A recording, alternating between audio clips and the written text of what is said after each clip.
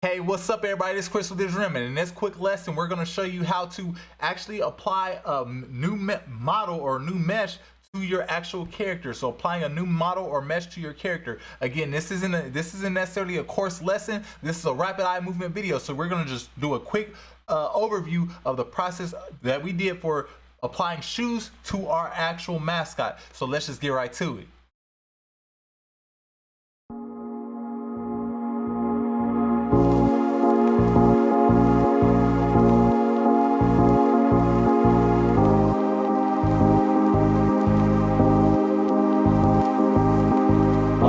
Life is just always mysterious and surprising. You never know what's around the next corner. You never know what's around the next corner.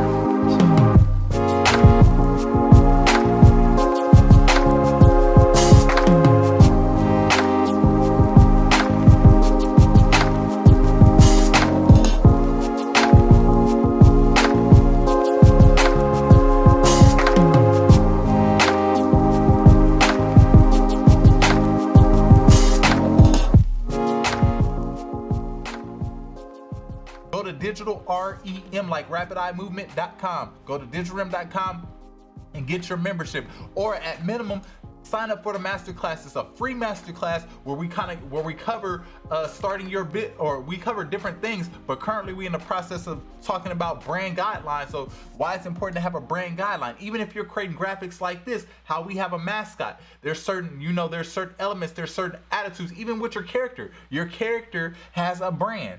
Your character has a spirit, and you have to define that spirit for that character, because again, I don't want to go too far into why branding matters, but it super matters even with character design. When you have a character, you just know how that character acts, and you have to be able to define that and identify that. You can, in parallel, see the same common thing utilized with business. So when you have a business, it has to fulfill the need of that character, or fulfill the spirit of that character.